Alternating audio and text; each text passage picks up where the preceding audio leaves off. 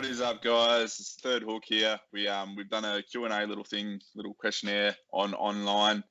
We're here with our producer Benny. G'day, Ben. And How you going? myself and Jay Matthews are going to answer your questions. Fire away, Ben. We're ready. All right. Question 1 from Daniel Kelly Judo. Skip. Next. Skip. Yeah. Skip. Fuck him. He asks, what do each of you need to do to reach the next level, i.e. being ranked? Win fights. Listen to our dad. Pretty much. Listen Daniel to Dan Kelly. Kelly. Follow Is the game Daniel plan. Kelly dad? He is dad. Dad. Okay. Yeah. That makes So, sense. but yeah, pretty much. I mean, keep doing what we're doing, training hard.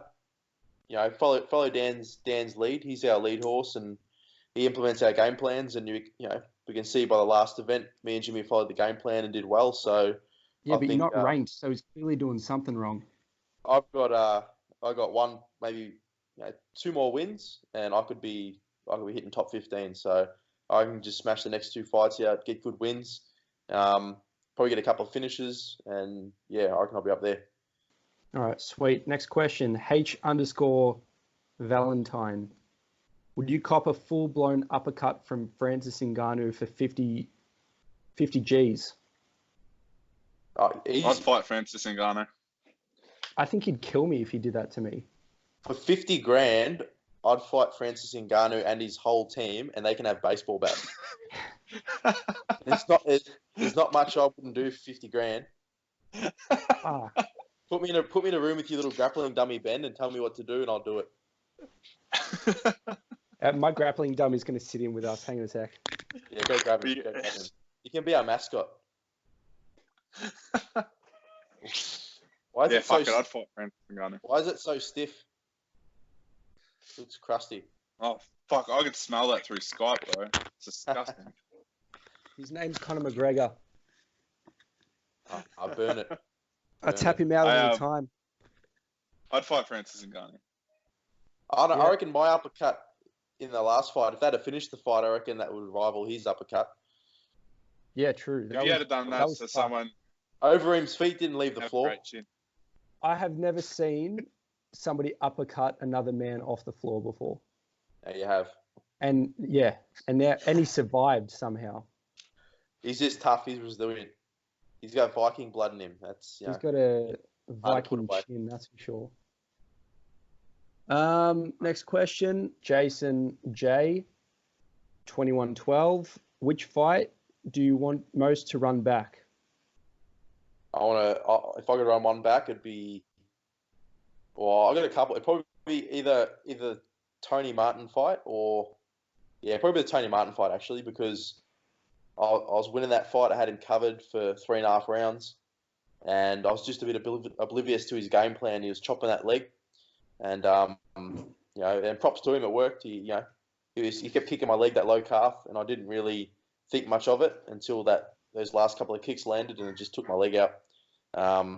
So yeah, I still lose sleep over that fight, just knowing that I was so close to winning, and just didn't get there in the end.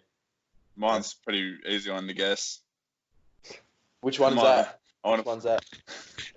I want to fight Misha Serkinov again. Same reason. I feel like I pretty much had him covered, but I just made a fucking really, really beginner mistake. We both got choked in those fights. Yeah, at least she lasted a bit longer. I nearly knocked him out. I had him. His eyes were pretty much rolling in the back of his head, and then he just fucking came back to life. So I thought it was done. Yeah, he did a zombie to you. Yeah, fucking. I'll get him next time. That's it. Jake, what about the Chinese guy? Tried to rip your eyes out. I already kicked the shit out of him, so that's all right. We don't have to run that one back. You only want to run back the ones you lost. Yeah, exactly. Yeah. I laid him out like 4 times. That's all right. I'm happy with that one. Has he fought again in the UFC since that? Yeah, he has. He went on a good run. He had like a 4-fight win streak. He just lost his last one to Neil Magny, which I was happy about. Yeah, right. Piece of shit. Yeah, he is. Where are we? I was going to say something, but I won't, considering the current climate, so I won't say it. All right, moving on. You're a piece of shit. Jimmy Buckburn. What made you join ARs? ARs? That's for me. So that's the Army Reserves. So I enlisted last week into the Army Reserves. Look, if I didn't start fighting, I would have joined the full-time army. I would have pursued a career in special forces. That's what I always wanted to do. And then when I started fighting, obviously that you can't do both at the same time. So the other option was reserves, and I put it off for a few years, just made excuses about time management. And then I had my daughter at the start of last year, and just something sort of switched on, and pretty much the week after she was born, I enlisted. I applied, and then it's been a long process, but yeah, finally enlisted. So it's just something I've always wanted to do, and a mix of that and a mix of that protective sort of instinct came out, not just for my daughter, but just for everyone, I guess. Explain to the viewers, you put up a post recently shaking a bloke's hand in front of a flag. What was going on there? Yeah, so that was my enlistment day. So now after that, I'm officially a member of the Australian Defence Force. So I went there and got the certificate, shook the hand, all the formalities, and now I'm organised when I'm going to head off to basic training. I have 35 days at Kapuka, learning how to soldier pretty much. Beautiful. Oh, there he is. Oh, the grappling dummy. This is Jimmy's grappling dummy. He'd love having you home all the time, wouldn't he? Well, you know what? I reckon he sees me more outside of fucking quarantine than he does inside of quarantine, because I take him to training and everything. So he lives in the van, doesn't he? Yeah. Yeah. We'll have to get some sort of episode where we follow you around in the van. I reckon that'd be interesting for people to see. For everyone that doesn't know, I live in a van in Melbourne. It's a Mercedes van, all right. It's a nice van. It's got running water, power, television, whatever you want. He's got red velvet on the inside of the walls. There's a sex swing hanging from the roof. I have my own grappling dummy. This one is from There's a Little. Most memorable fight and why? Jimmy? Most memorable fight? Oh, that'd have to be a toss-up between... I don't know. I don't really remember many more fights. Maybe my UFC debut was pretty memorable. For me, it's either probably my first fight in Auckland, or I'd probably go with the Jing Liang fight. I mean, that was just an absolute war. The way the fight went. The way it went down. And also getting paid that mullah at the end at 50 Gs. It's always good. I reckon we go one more question. One more? Last question, Lato_F.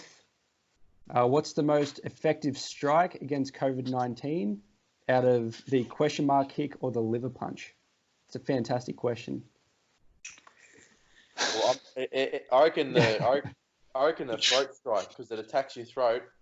So if you hit it hard enough, you might just kill the bacteria altogether. Kill the COVID, yeah. Just Steven Seagal. Seagal. Steven. You know what? Seagal. No. Just a simple tape. Keep them at their distance. Simple tape. Keep them fucking 1.5 meters away. Fuck, good call. Good shout. Very responsible, Jimmy. I've got a good immune system, so I'm getting in there. I'm taking them down. I'm ground them down. I don't care. I have the opposite. Jake's not worried about catching it. He's worried about giving it out. Yeah, that's it. Yeah. All right. I reckon that's all the questions we've got. So thanks, Ben, for jumping on, man. It's good for everyone to be able to see who's behind it and who's looking after us. Yeah, cheers. Really, and thanks everyone. Thanks everyone for the support so far. It's been awesome. I reckon that Kelly be really keen to meet you for talking shit. Yeah, nah. I'm not about that. Not at all. Keep him away. All right. Thanks for that, boys. That was good. If anyone's got any more questions, just keep them coming through, and we'll just keep putting videos up, I guess. Done. All right. Cheers, fellas. See you later. Thanks, boys.